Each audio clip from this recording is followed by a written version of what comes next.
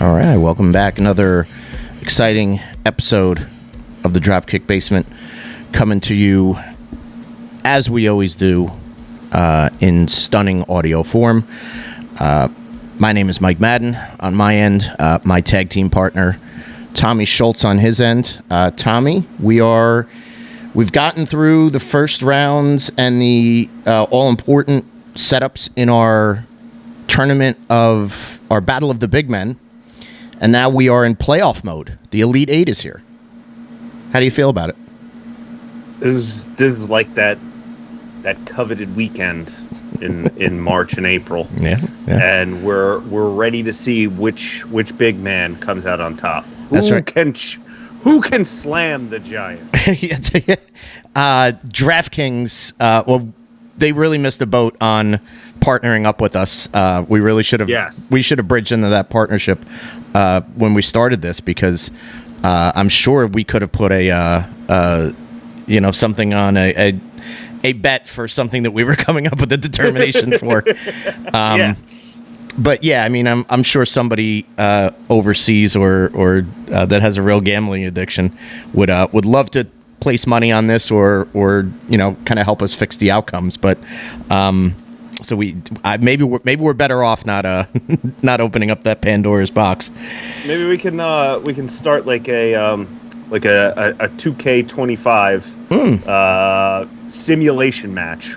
We'll create all these guys, and we'll do a little video game simulation. Oh, okay. To see who comes out as the big man winner. That might not be terrible. Like, that's we'll have to talk to the wizards in engineering that normally help us with this show. But for the most part, yeah, I think, and I'm sure you'll probably agree, there was a lot of really good feedback. A lot of people, whether they were followers, listeners, longtime listeners, or people that just caught on because we posted a few, polls during the last, month or so while new episodes were starting to drop and people were, kind of getting and finding it. I think there was, a good sense of feedback, and there was a little bit of a, I heard a few, from comments and from people who pulled me aside who normally listen. Hey, here's a debate. Like, how come you didn't have this guy part of it and that guy part of it? And it's interesting that you went in this direction. So it's always good to hear the discourse and people kind of like, saying like, well, if I'd have done it this way, I would have, done this, that, or the other thing, which is always that's the key to all this, right? Like, we're not just doing this to hear ourselves talk. We're here to sort of get you as the listeners interested in the topic we're talking about, and obviously sharing your feedback about how things are going. So for this tournament, Tom and I are going to go through the randomly selected Elite Eight matchups. We're going to also, once we've revealed who we're taking to the finals and the semifinals and all that jazz, we're going to reveal the results of our audience poll, which was conducted over mostly over X, but some email ballots came in and some other random messages were shared. So let's get into it. Let's push the first round. I should say the first part of this off to the side. Concentrate on the Dropkick Basement Tournament of the Big Men and reveal the brackets for the semifinal round and then eventually the final round. So in order of rank, and this was all randomly selected via a wheel. Here was how the matchups got. So the number one overall was secured by Bam Bam Bigelow. His first round matchup in the number 8 spot is Hulk Hogan. The number 4 slot went to Stan the Lariat Hansen. His opponent, Mr. Brody Lee. Moving on to the second half of this bracket, Gunther leads off, and his first round opponent in the Elite Eight, Samoa Joe. And then the final matchup of this Elite Eight round, Big Van Vader taking on Sexual Chocolate, the world's strongest man, Mark Henry. So Tom, I'm gonna that he'd be the Sexual Chocolate Mark Henry for this. Well, I had to get that in there. Tom, I'm gonna let you start things off. All right, and I'm gonna let you share. Just go through the rest, how your Elite Eight rolled out. Little bit of backstory and opinion if need be. So fire away. All right, so we start off with our number 1 versus number 8 matchup, which if you're looking at this on paper, you may switch the rankings here. Based on name, identity, overall career arc, and accomplishments within the business. You may say the Hulkster would be your number 1 overall. And, I mean, to put Bam Bam at an 8, that wouldn't be my opinion, but I could see how you could come to that conclusion. Makes sense. But for me, I mean,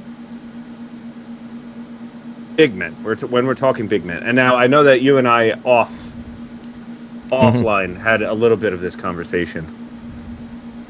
To me personally, right, I never viewed Hulk Hogan as like a big man, and I think that's just when you put into perspective that he was always fighting from underneath.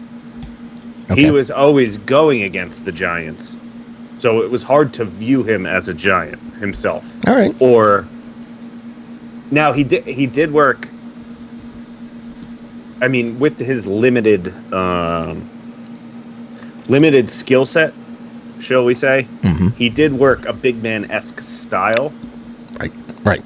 However, later in his career, when he did, slim down and lose a lot of the size that he was working with earlier on in his career, that's where I think it kind of went down. That's where I stopped viewing him as a big man. So okay, as his career went on, I feel like he kind of lost that aura, that facet of his of what he had early on. Because especially if you look at the stuff that he did in Memphis and stuff, of course you're going to go back and say, yeah, of course, yeah. But just the overall career arc, which is why that I would say, especially because of the athleticism and his ability to work almost any style possible, is why I would put Bam Bam Bigelow over Hulk Hogan going into the next round, to the final 4. I like that. Pulling off the sort of the first round shocker of the Elite Eight, and it's justified. It's nobody's ever going to say that Bigelow. Look at the way that Bigelow worked, in Japan as opposed to America or here or there. I think Bigelow kind of the agility certainly was the thing that everybody's eyes bugged out of their heads when they're watching this guy doing headbutts off the top, doing cartwheels, doing splashes inside out. But then switch that up, put him against a lesser opponent, and he is using his center of gravity, his a little bit of height over some of these guys, and they weren't able to slam him or push him around or do anything. So yeah, definitely a justified first round win for Bam Bam Bigelow. On to the semifinals he is. On to the semifinals, to where he will meet the winner of Stan the Lariat Hansen and Mr. Brody Lee. Yeah. This was a tough one for me, honestly. And what I think would be maybe... I mean, it's tough to put it up against the next one, but it might be the match of of the first round. This is just going to be two guys kicking the shit out of each other. Yeah. Which sign me the fuck up for that. Yeah. But I'm going to go with the experience factor in this one. And we're going to have Stan Hansen moving on over Mr. Brody Lee. All right. So on one side of the bracket, it is solidified. For the final four will be Bam Bam Bigelow taking on Stan the Lariat Hansen. A former IWGP tag team title holders together. No. I'm getting that mixed up. I don't think I think Hansen and Bigelow didn't touch each other. I was confusing Hansen with Vader. Yes, Vader and Bam Bam were tag champs. Right. But yes, so that's what we have finishing out one side of the bracket. All right. Now we're moving on to the 2-7 matchup. Gunther, or as I like to call him, Walter, taking on the Samoan submission machine, Samoa Joe. And I know that I just said that the last match was probably going to be the match of the first round, but this is definitely the match of the first round. You're salivating over this one. Yeah. I mean, I'm sure that at some point, either in WXW,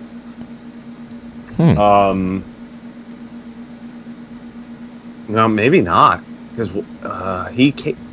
Man, I'd have to. That's a cage match. Someone look that up on Cage Match. Yeah. Because if that never got booked, someone fucked up. Well, it's two ships passing in the night. It's if they were in the same place or under the same umbrella at any time, it was a young Walter. Yes. And Joe's in the main event. So Walter True. coming up was on a show that Joe was, overseas for, or, they weren't in NXT at the same time. Walter was a little bit after that. And then main roster, he didn't come up to main roster until Joe was already gone to AEW. So yeah, and they didn't cross paths in NXT at all. No. Right? I don't think so. I think he was strictly over in doing the UK one. Yeah. Okay. So I mean, all timer. This would be an all timer. Yeah. But for me, I'm going to go with who is maybe the best big man of the last 20 plus years, and that is Samoa Joe. Samoa Joe. All right. Samoa Joe getting the victory over Walter Gunther. And now we're moving on to the 3-6 matchup. Vader and Mark Henry. And Mike, I love you. I don't think Mark Henry should have sniffed this Elite Eight personally. All right, so you want me to go back and book Holly? Oh my God! Maybe okay. I guess he's all right. Turn that knife Vader. around. Yeah, it's Vader. Yeah. It's Vader. I could see that coming from a mile away. Yeah. So Samoa Joe versus Vader, which I do believe did happen in Jersey All Pro Wrestling once. Really? But this is yes. I believe when Samoa Joe was the Jersey All Pro Wrestling Heavyweight Champion, two of them may have crossed paths in maybe like 2005. So this would have been Vader after he left WWE. He went back to Japan. He went back to Japan. I'm gonna look this up real quick. I'm just thinking, like, he went back to Japan. He hit the, he did another stint back in WWE, but that was just for like, 1 or 2 matches, some angle with Coach. So I guess maybe semi-retired Vader. Yes, they did wrestle one another. Okay, all right. Interesting. It was Samoa Joe versus Vader. This looks like it happened at the Rawway Rec Center. Cool. Okay. For Jersey All Pro Wrestling. Anyway, another stellar matchup. And when we're talking about the four of these guys. Now we have Bam Bam Bigelow versus Stan Hansen, Samoa Joe versus Vader. Yeah. I am picturing the four of these guys in their absolute prime. Yeah. Oh, yeah. And this is just four ass kickers. Forget big men. These are four of the toughest fucks that have ever laced a pair of boots. Yeah. Yeah.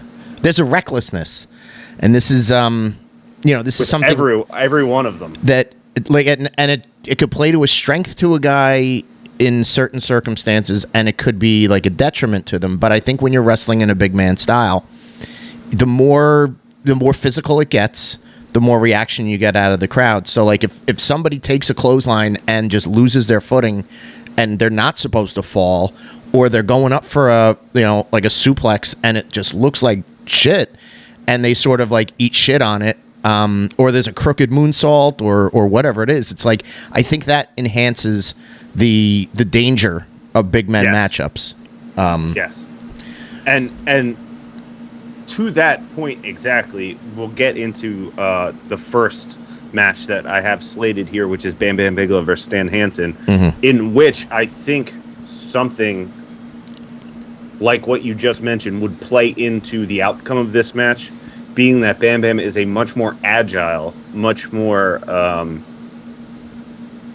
athletic. Okay. Yep. Big man. I think that may come in to how he is able to overcome Stan the Lariat Hansen and move on to our finals of the tournament. All right. Stan Hansen eliminated, but I can see Hansen trying to throw one of those big lariats, Bam Bam rolling out of it. Through, yeah. Roll through, hits him with a crossbody, splash headbutt off the top, and then we have him moving on to the finals. Very good. All right. So Bigelow is your first finalist. And he will be taking on the winner of Samoa Joe versus Vader. And this I went back and forth, literally for about an hour. Okay. Thinking of different scenarios in which who is going to make it to the finals. By the way, if this was an actual match, there'd be no way that either of these guys would have the wind in them to do an hour. Samoa Joe, maybe at his peak, could give you 40, 45. Leon... The best parts about Leon are the fact that it's going to be done in 20 minutes, 25. And here you have the thing with Joe is he is sneaky athletic. Yeah. And for a guy like not just can move but has the cardio to go. I think he did go an hour with Punk at least. He sure did. Time. Yeah. But I think again, in that circumstance, I think that's what's going to propel him to the finals of my side of the tournament to take on Bam Bam Bigelow. Is Vader's? He's going to have the cardio. He's not going to get blown up. Okay. We're going to be throwing haymakers. There's going to be a brawl outside. We're going to get a missed moonsault, and we're going to get someone in a chokehold, and that's going to be night. Roll over, coquina clutch, and Joe moves on versus Beast from the East. Bam Bam Bigelow. Samoa Joe. And again, this is another one that I toiled over for quite a while because both of these guys are, in my top 10 of all time. My personal favorites. But I gotta go with the Beast from the East. Wow. I had Bam Bam Bigelow, and between him and Brody Lee, those are my two top big men of all time. But Bam Bam is number one. He holds a special place in my heart, being from Jersey, and unfortunately, never seeing the rightful success that he deserved. But when it comes down to prime time, Bam Bam Bigelow, no one could touch him. Yeah, he's a special athlete, memorable in a way that, like, the second that you saw him, and maybe it was the tattooed head and the missing tooth in the front, it was the menacing, the grin and the intensity, and then once you saw him perform in the ring, and it was like, this dude's doing stuff, and remember, like, he got shit for doing a lot of that stuff from the veterans at the time, who were like, what are you doing? Like, you don't have to. We're not going to be able to follow you. We're not going to be able to do that. And he was like, why would you try to do that?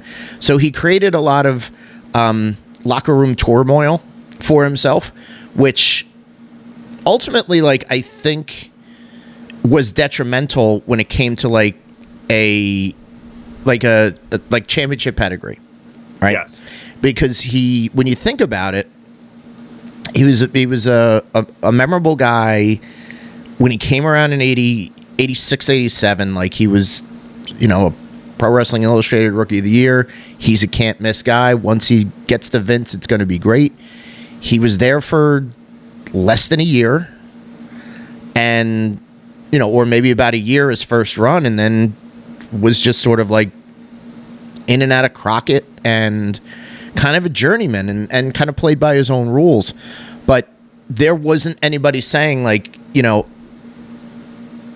they weren't saying like he's being lazy. It was just, he might be a little bit difficult. He might have a little bit too much Brody in his brain and not enough, set it up and become like the top guy in a company, which that builds a legend.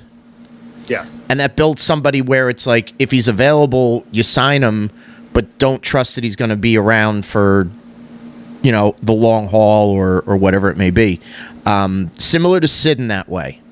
Yes. But Sid was more of he was kind of an undeniable main event presence. Yeah, exactly.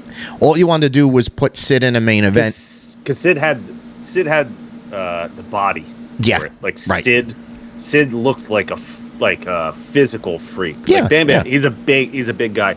But I also I think that that could play into it, because in the era that he was coming into WWF, mm-hmm. is when it turned into like, all right, you gotta have the physique. Yeah, of course. And I also think that a lot of those top guys were probably saw a young kid who is a way better worker than them. Mm. And, they play the political game. Of course. And that, that wound up biting him in the ass all throughout his career. Is he had issues with the top guys. Mm-hmm. The place when he's in the few times that he was in WWF. ECW, I don't think that really ever had, there's never really any of that shit going on there. But he was a world. That's where he's a world champion. That's exactly, and that's where he's a pay-per-view. Like, all right, so he did headline WrestleMania against Lawrence Taylor. Yes. Which a lot of people forget that was the main event of WrestleMania. It went on last because it had the biggest hype of that particular year. And I think that's a testament to Bam Bam. Is he was the guy they trusted to get a pro football player through a main event WrestleMania match. It didn't hurt that Bigelow's from the tri-state area, and he knew Lawrence Taylor from inner circles, and he was like, if somebody's going to drag him through this, I'm going to be the one that drags him through this. You can't, put him in there with Yokozuna, or you can't put him in there with Undertaker or anybody else. Like, I should be the guy. They threw all their eggs in that basket. They got a ton of attention for it, although it wasn't the best match. Al Snow will tell you it's the thing that drew. But I think the long-term effects of that is he becomes a main event guy at that time in WWF when they're kind of on a downswing. They were their hand was forced. If they could have figured out a way to let Bigelow keep his heat after that, let him go on a goddamn rampage and rebuild as a monster heel, you might have had a good opponent for Diesel to take the belt off Diesel. Yeah, that summer. I mean, that is something that I was just going to say is that the match that preceded the Bam Bam match on that WrestleMania is the match that everyone talks about from that show, where it clicked in Vince's head that Shawn Michaels is a babyface. Yes, and that turned the Shawn Michaels, the babyface turn started there.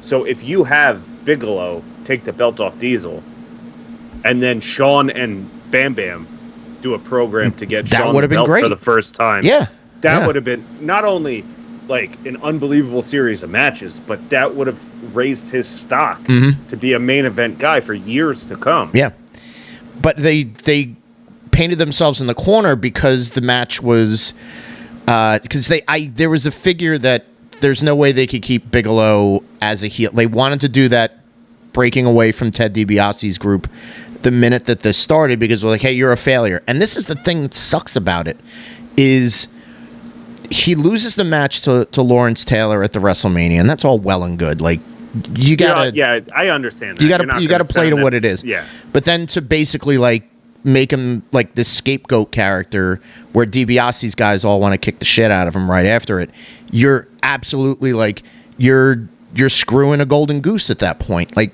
exactly. Why not solidify the $1 million corporation? Like, all right, well, we lost to a celebrity with, look at all the interference that came through and da-da-da-da-da. And, you know, let Bigelow go on a rampage. Let Bigelow, take out Shawn Michaels the next night. Don't let it be Sid. Let it be Bigelow. You can work a million ways around this to get to the final destination. 100%. But I think everything was pretty short-sighted. Plus, it was also kind of a case of Vince loved to throw away his toys at that point, and he was like, well, I'm not using Bam Bam on the top anymore because, you know, we had him lose to an outsider. So instead of rebuilding him, we're going to turn him babyface. He's going to be Diesel's buddy for tag team matches. He's going to play out the string, and then if we think of something for Bam Bam, we'll think of something down the road for him. Meanwhile, the guy quits. He's in ECW by that January for a cup of coffee. And then Paul E starts to use him way better. As an enforcer with the triple threat. Arguably the best run of his career is 97, that 97-98 stretch of ECW. Mm-hmm. I mean, some the of matches with Taz, the Taz, RVD, Spike. Unbelievable stuff. But he's so, and let's tie this back to him as a big man. He goes to ECW. He is the big man, almost the biggest guy that they have in that company. Yeah. When you really think about it, you're really sort of like, all right, we'll strip everything else away. Yeah. Like they're smaller workers and they're brawlers and they're guys on their second or third shot in the business trying to figure out a character. So Bigelow in there is really, he's in the sweet spot because Paulie never had that big man and never pushed that big man. No, they never had someone you have, we mentioned a few episodes ago, 911 is the big man, or you have Big Sal, or you have these ancillary characters, right? that are not putting on lengthy matches, that are not Big Dick Dudley again, just guys they're bigger guys in the promotion, but they're not. They're the ancillary characters. They're the they're the heater for the main characters. Right. Bam Bam was the first true big man that they had to run through their roster. And he also had the pedigree of being a star everywhere else he went. He's got that. He's got a history in Japan, so the hardcores love him. Yeah. We'll say it again. He's a local guy, tri-state area. Majority of their stuff is East Coast stuff. Yeah. So again, then the career down in WCW was, let's talk about another mismatch of, the talent and the people that he was working with. Yeah, he worked with Goldberg, and he had a little bit of work with I guess with Sid, and had the tag team with Dallas Page. But it's like, you have fucking Bam Bam Bigelow under your umbrella. Like, how is he not being pushed to your world title scene? Exactly. He's wrestling Goldberg away from the belt, and he's in a trio where he's not working every night. Which they're kind of just recreating what ECW already did. Yeah, right. You know what I mean? Where he's the heater of the 3-man crew. Yeah. They're just putting him against the ECW guys that he was working when he was in ECW. So it was almost as if, like, I mean, WCW at that time was a dumpster fire. They cherry-picked guys from ECW to combat what WWF was doing with their hardcore division. Right. And do those, like, silly matches where people are getting sprayed with fire extinguishers and Norman Smiley and Ralph he's screaming and rampant. Exactly. And you don't take advantage of what you have. And that's the unfortunate part is I think his potential was never realized for how good he is. And I think that also for me, like, plays a part in why he's my personal pick, because I mean, it's just a guy that he could have been the biggest star in the business. If you book him properly, you put him with because I mean, I'm not going to pretend that Bam Bam was the greatest on the mic, but if you put him with the right guy, he almost always had somebody talking for him. Yeah, exactly. Yeah. And as long as you make sure that he does, I mean, he could be your world champion forever. That makes sense. All right, let's get through my bracket. As we're, we'll go a little bit quicker because we don't have to explain the matchups. So that first round, Hogan versus Bigelow. Boy, I wish I could change my mind, but I've already written down notes and everything. I'm really talking myself into Bam Bam right now. But I go with Hogan. That's completely understandable. Yeah. And I know 99% or maybe 95% of people would. The name recognition alone. I mean, Hulk Hogan wins almost any tournament you put him in. True. Right. Maybe it's a little bit of recency bias too, because he recently passed away in the last 3 months. Part of me goes back to the first time I saw Hogan, and it's him wrestling against like Johnny Rods on TV, right? Okay. And Johnny Rods can't body slam Hogan. Hogan's overpowering him, and he's just tossing Johnny Rods around like he's a sack of potatoes.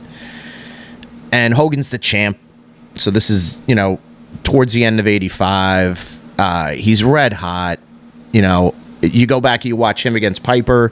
He wrestles a total advantage, big man style, but he's selling his ass off, and that's I think that's the thing that you were getting at, is that the bad guys could always get heat on him. Yeah. To put him into a spot where he's got to come back. But depending on who that opponent was, he always had a stature that it was, all right, he's hulking up, and then it becomes Hogan rally time. And he's going to run wild. Here's the big difference between him and Undertaker. You had mentioned in the last session, Undertaker was terrible against big men. He was always better when he had a smaller or equal opponent, or slightly underneath him. Hogan was a good opponent for big men, because again, he's gonna take a ton of that punishment. He's gonna take the giant body slams from, whether it's One Man Gang or Bundy or Stud or Andre. He's gonna take a lot of that. He's gonna take the heat on a lot of things, but then when he's ready to come back, he bows his chest up and he goes right for them, and he breaks them down until it's time for him to pull off the slam. And he pulls off the slam very well. I think you're right. He does lose a lot of that when he goes to WCW because A, they didn't have the caliber of big men that Vince had, the menagerie of big men, but also because he starts to lose weight and he doesn't look as physically imposing anymore. He's still 6'7", but he's not over the 300-pound range. And then when he turns heel, all of his offense is heel offense. And it's cheating, and it's So maybe not the most secure pick, but I'm gonna give Hogan the Duke here. He's gonna get out of it. Yeah, and for a matchup, and I think in a different timeline, Hogan versus Bigelow. If Bigelow had stuck around in '87 and '88, and they really focused attention on Bigelow being Hogan's tag team partner, and then they do a turn.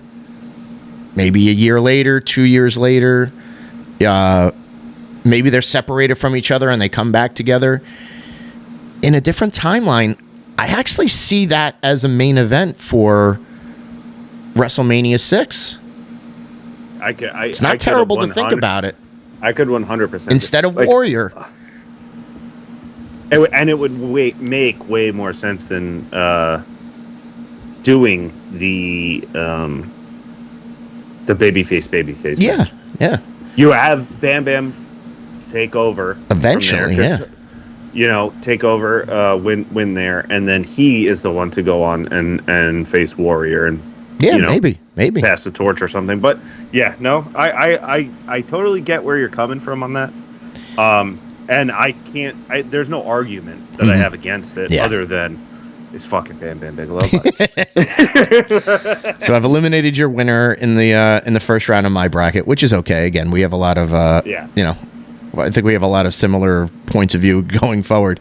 I do have Stan Hansen over Brody Lee. Clothesline fest. Both guys. Brody had the twisting clothesline or the spinning lariat.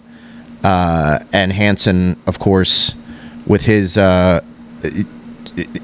Western lariat and his most of the time he really couldn't see who he was hitting.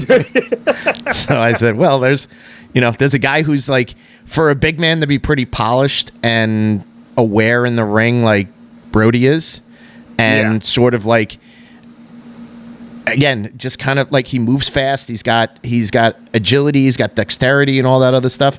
To go up against Hansen, where Stan's just blindly throwing bombs at him, the poor guy's going to get knocked out. He's most likely going to catch a lariat to the throat. Yeah, or at least under the chin. And if you're not tucked, it's curtains. So I have Stan going over and getting past Brody Lee in that first round.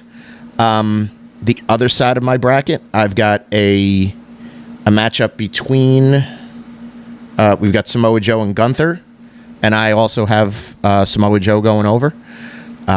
Give me another couple of years on Gunther, and I'm sure that either that match happens at some point before Joe retires, or Gunther really goes on a tear. And I thought about this because I happened to be having a conversation with my brother about it. And he's like, well, his explanation, because he looked at the bracket and he threw his 2 cents in. Okay. He hasn't, he's very, if you talk to him about 80s wrestling and he'll give his logic and everything. He's kind of dipping his toe back in WWE in the last year or so. So he appreciates and understands Gunther, but he's like, Gunther he's 250 pounds. I immediately took out my phone and I was like, this is what he looked like 4 years ago. Yeah. We're talking about a guy that lost that weight within the last year or two. Yeah. And I'm like, that's the Gunther or the Walter that we're referencing in this tournament. Yes, for sure. Especially starting from 2010 till present day, the majority of that 15-year run, he was probably pushing 330. Yeah, giant baby Gunther, because he looked like a giant baby. No knee pads, just. But when he has more weight on his bones, he looks taller. He Not does. that he doesn't look tall now. I think he's still at 6'7", 6'8", maybe even 6'9". But again, much like Hogan, there is a significant drop off when you the presence, I would say, of because those. I appreciate all of his stuff he's doing now, but the chops just don't hit the same from a skinny guy as they did from a fat guy. Right. And the splash off the top is impressive now, but the splash off the top, was 10 years ago was just like, this guy can't hit that. Or like, he's moving up the rope so slowly that you're like, the opponent's going to have 45 minutes to get out of there, but they don't, because it's a giant human that's landing on top of you. So yeah, I mean, overall career Gunther, I think a lot of people, when his career is over, they're going to be talking about him just like we're talking about him here in the in the pantheon of all time great wrestlers, let alone big men. But Samoa Joe's been wrestling at a high level for 20 years, 25 if you really want to go deep into his indie career, his formative years. But to still be a main event guy and that intimidating and that unique and special 25 years later is that's no joke. And I give Samoa Joe a ton of credit for lasting as long as he did. Again, he's another guy that he was an indie darling, got brought over to TNA, was hot in TNA, had great matches, found himself a little bit lost in the shuffle, complacent, backstage politics, all of that stuff. Bounced over to NXT, great run in NXT.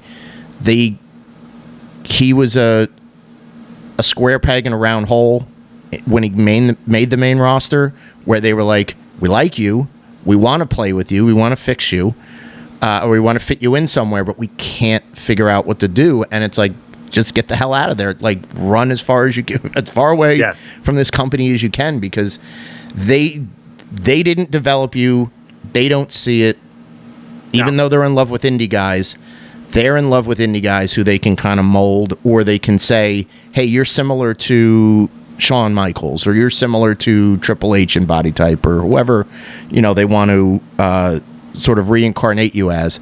There was nobody that they could say, we're snapping our fingers and we're making a Samoa Joe. So overall career and the tenacity to stay with it gives Joe a ton of credit. He's truly a one of one. Yeah. In the history of this sport, this great sport, right? Our great sport, right? He is a one of one. I mean, the guy literally has everything that you look for. Yeah. He still to this day one of the best promos. Absolutely. Still to this day can go out and have an incredible squash match to make him look like a beast. Can go out and sell his ass off for anybody, and can go out and have a 5-star classic. Yeah. And we're talking 25 years in, and he is still one of the best in the business.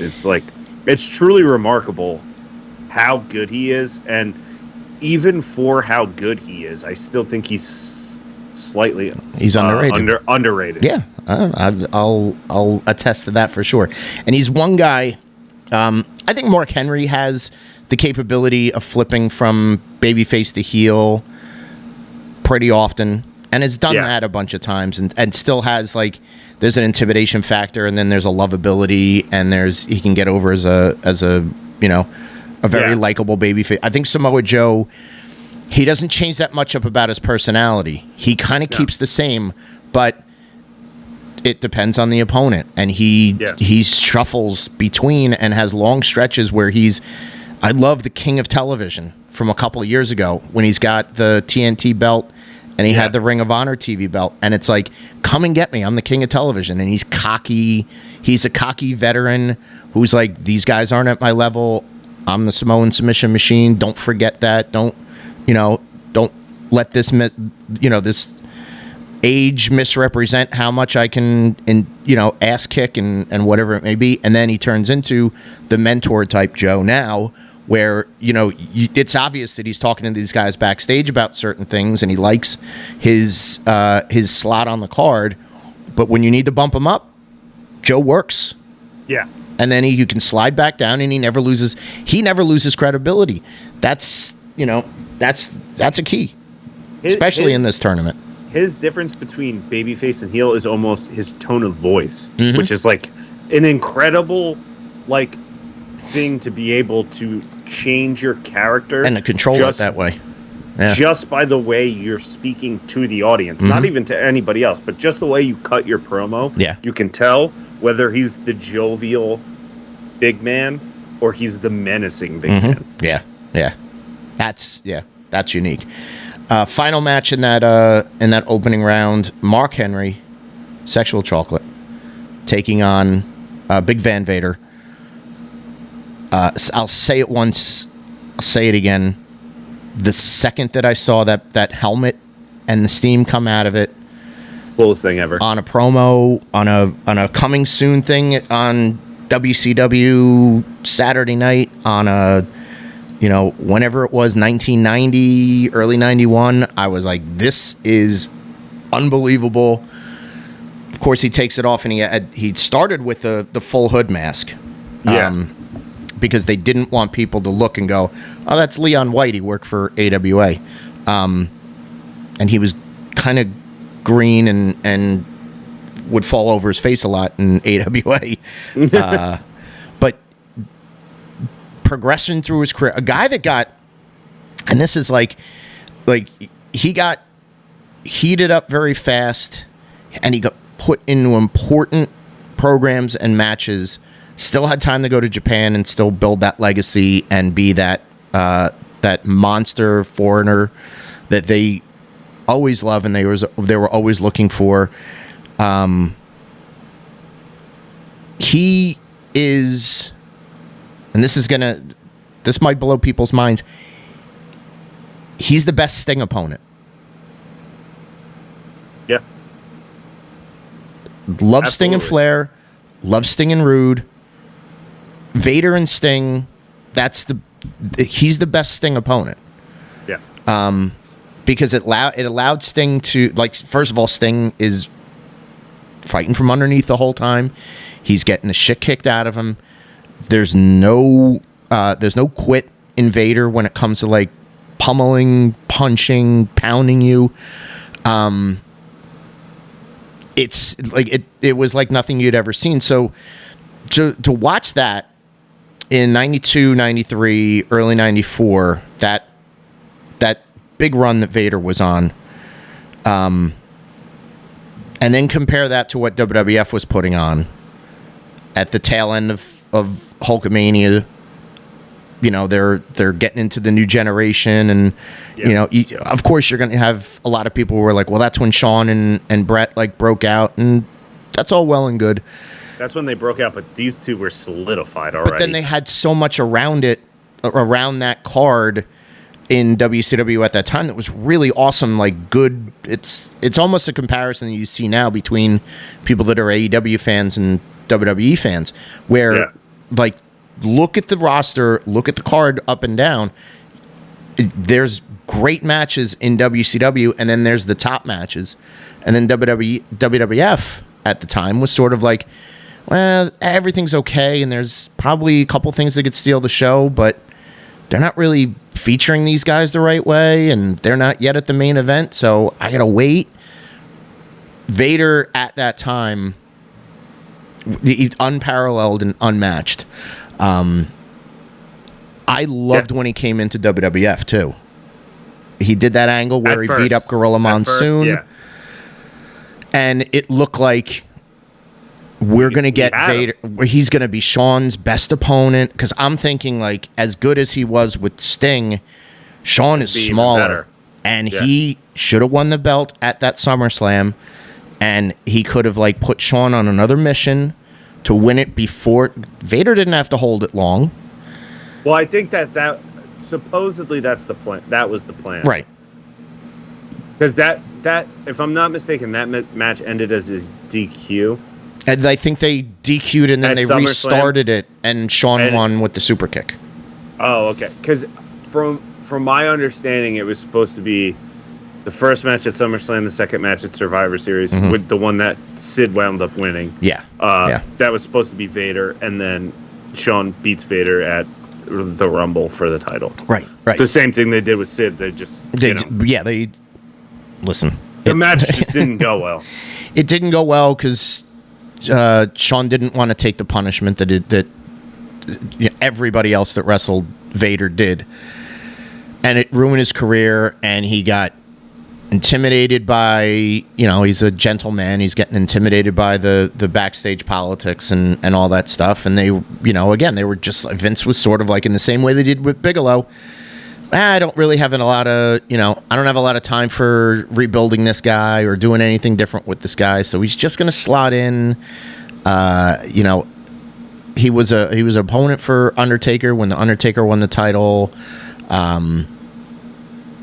He did the tags with Cactus as Mankind, and it's like you fumbled the whole bag on him. You put him with Paul Bearer, which made no sense, and it was so.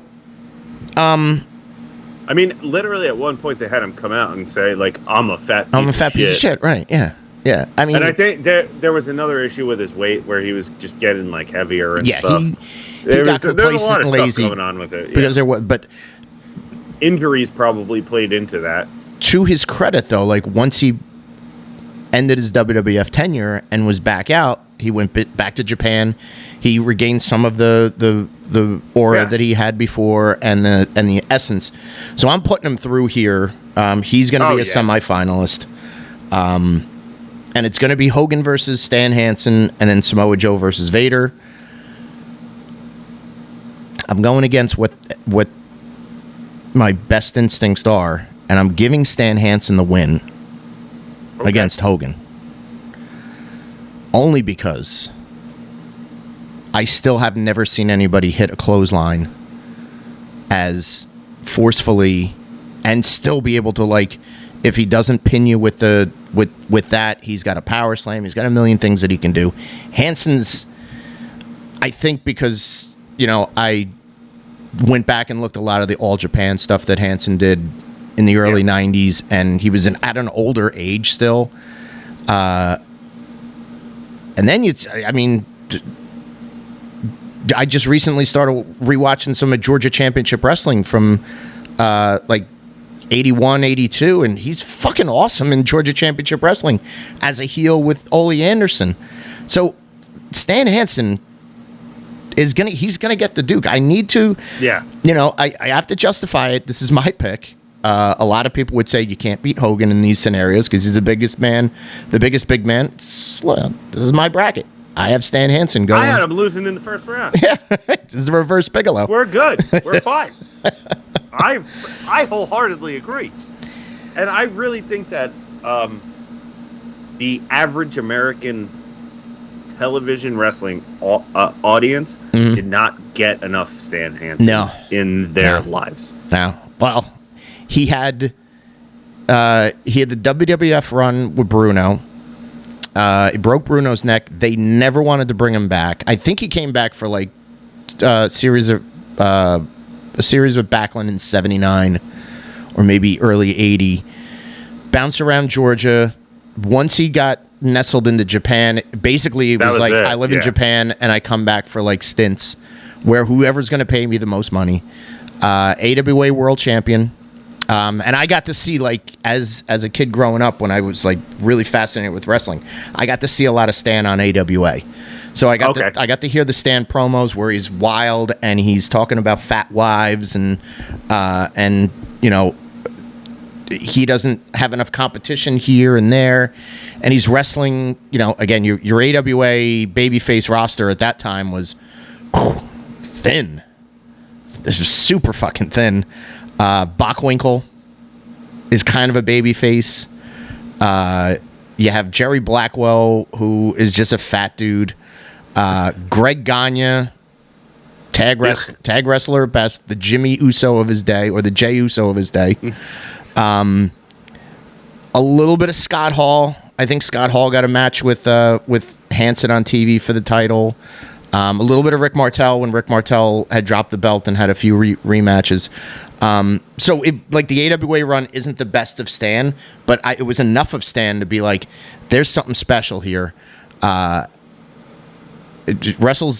Leaves AWA, wrestles in Japan the rest of the 80s, comes back to WCW in 91. 91, right around the time that the Vader debuted. Has a hell of a fucking match with Lex Luger to beat him for the U.S. title. That's an impressive feat. Unbelievable. This thing is worth searching out. I can't think of the pay-per-view that was at the time. Was that Havoc? It might have been Halloween. Match? Yeah, you're right. It might have been that Halloween Havoc match. Was that the bull rope match? No, I think the bull rope match was the maybe that was the rematch. Yeah. Okay. Yeah. But Halloween Havoc 90 was the first WCW show that I ever saw as a kid. Yeah. And it was my I rented that VHS tape over and over again from West Coast Video. But that's the first time I ever saw Stan Hansen. I was like, this guy is terrifying. Because he just had tobacco juice running down his chest. Oh, my God. I love that match. But that was the big thing. It was he was the loud, brash Texan. But he's still an ass kicker. And he's not really supposed to beat Luger. In that, whatever, if it was Halloween Havoc. Yeah, Hansen beats him, ending Luger's. Luger had a historic run, and then he lost the title back in a bull rope match at Starrcade. Okay. So, yeah, Hansen wasn't supposed to beat Luger. It was basically surprise. Stan won, and it's yeah, hell yeah, we're gonna get Stan Hansen for a longer period of time. We didn't. No, it was 2 months. And I think they basically were all right, you want to leave? And I think he stuck around a little bit longer, and he was he's doing these backstage skits with Missy Hyatt and whatnot, and it was sort of all right, we have a little bit of comedy Stan for a minute, and then he was back to then he went on that big historical run in the early 90s in All Japan. Triple Crowns and mega matches with Misawa, Kobashi, Zack. Yeah. Fucking strong stuff. So that justifies. Right there, that justifies Stan Hansen in the finals of my big man tournament. His opponent in that big man tournament is Big Van Vader. I love Joe. I put Joe over $1 million mere minutes ago, but I'm going with Vader. It's a revenge game for Vader because Stan knocked his eye out. Yes. I think at the Tokyo Dome or the Egg Dome, as they called it at the time. Good Lord. What a moment. And they were opponents, they were teammates, they were friends. And Stan was super remorseful. He was oh, I'm sorry. I didn't, and again, the guy that doesn't know his own strength or can't see 2 feet in front of him. Vader as an opponent against Hansen, it's just, you take your pick, who's going to out survive the other guy. And for my money, I'm going with Big Van Vader. He's the winner of my tournament. Again, another completely justifiable winner. Yeah. I think of the 8 that made the Elite 8, 7 of them could have been chosen as the winner. Okay, all right. So you're down on Mark Henry. Oh, I know you don't want Mark Henry in there. So now that we've cleared our own brackets, I'm going to take the data from those that voted online, through other messaging services, through conversation about it. And here are the results of those finals combined with ours. Okay. There were 3 guys that got no wins and subsequently no points. Mark Henry,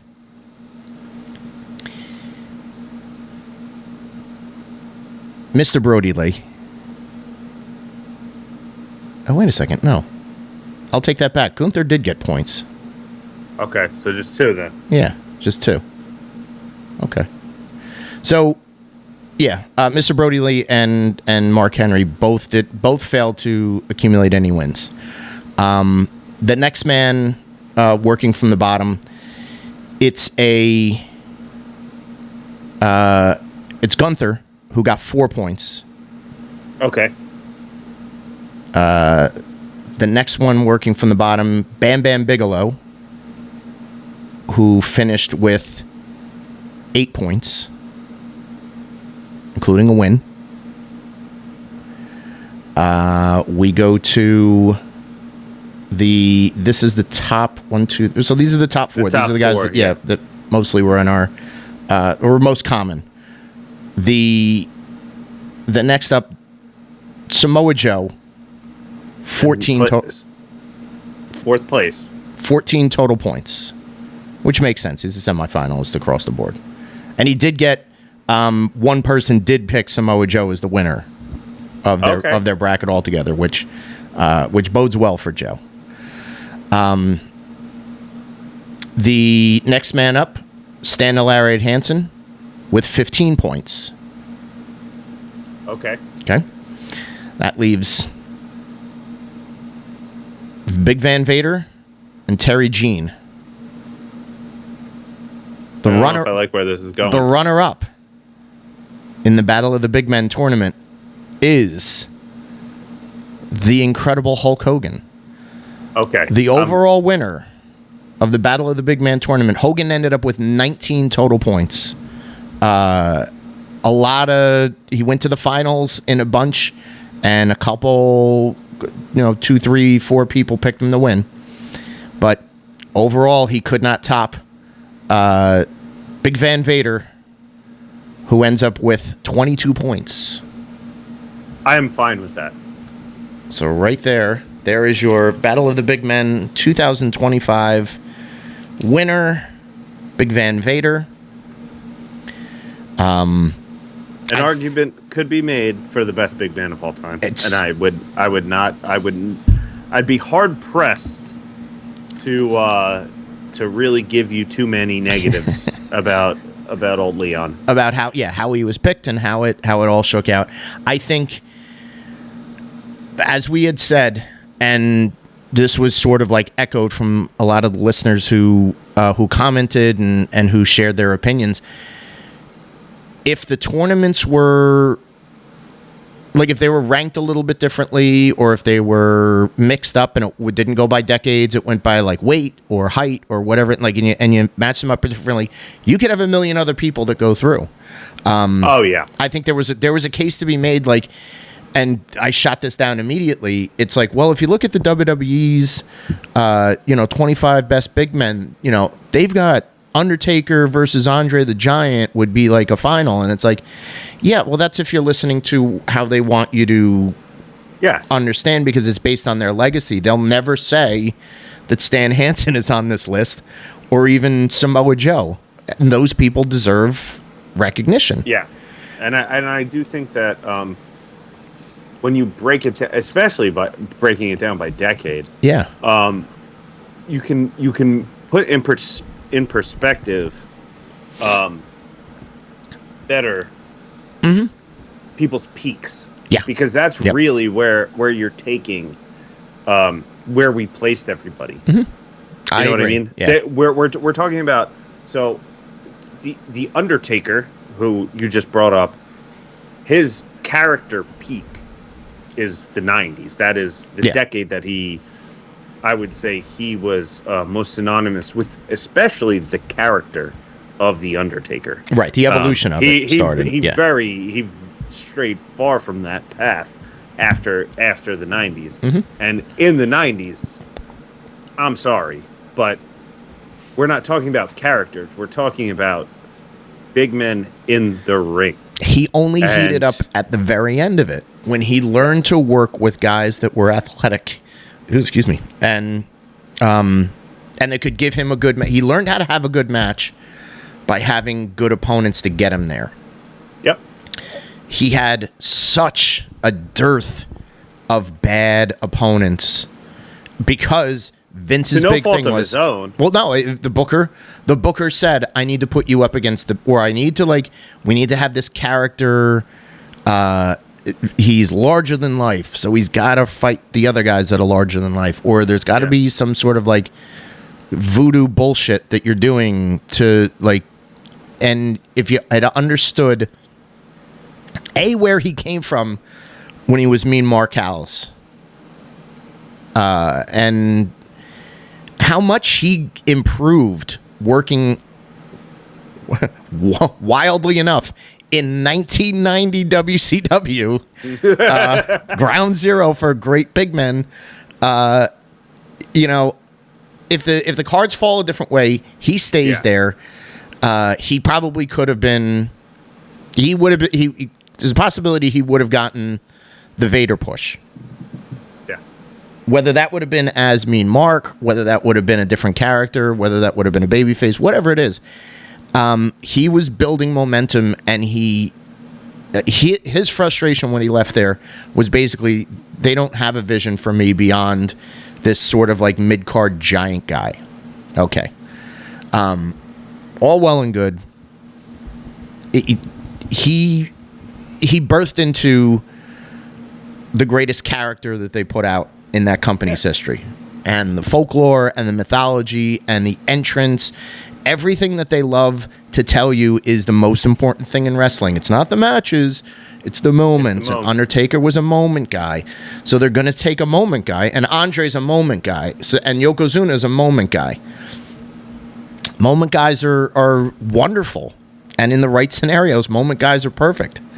I think based on the results of this this poll and this tournament, moment guys only get you so far, and then you need to say, all right, who's got the longest career, who has the most impact, who's got the overall vibe and output that makes you a unique big man and a legacy worker. I think we nailed it with a bunch of these guys, and the winner being Vader, icing on the cake, revenge and flowers for Big Van Vader. And not to toot our own horn, but I would compare our podcast to being the Vader of wrestling podcasts instead of the Undertaker of wrestling podcast. The Undertaker's podcast is more of the Undertaker of podcasts. We're here for the substance. Right. Go elsewhere for the flashiness. That's right. Listen, if we need next episode, if we need to make this a video podcast and put on the big steam helmets, I would gladly, I would start a GoFundMe to get me and Tom steam helmets. Yes, please. Anybody that knows the technology behind steam helmets. Steam shooting out of a helmet. We don't mind. If there's a little remote control we have to hit, once it goes on the ground behind us, fine. No problem. But this podcast needs steam helmets.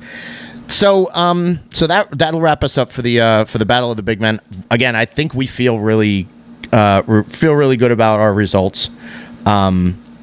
And I think we educate the listeners on a different way, and I hope really the whole gambit of this whole podcast is for you guys, the listeners, to go check out the matches so go look at Gunther when he was in Germany, when he started in NXT UK, when he's on the indies in the US, PWG, hell yeah, go check that out.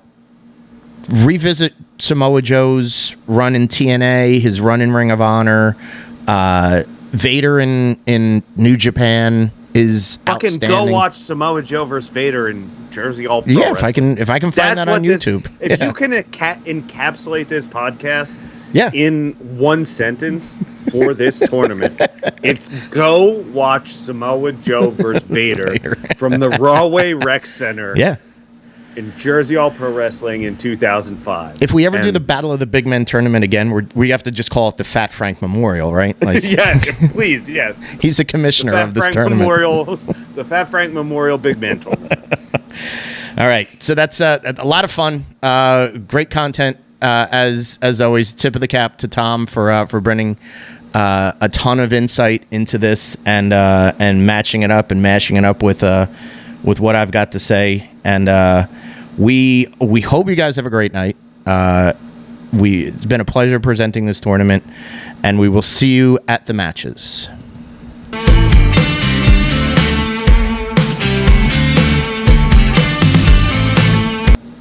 All right, very good. Nice.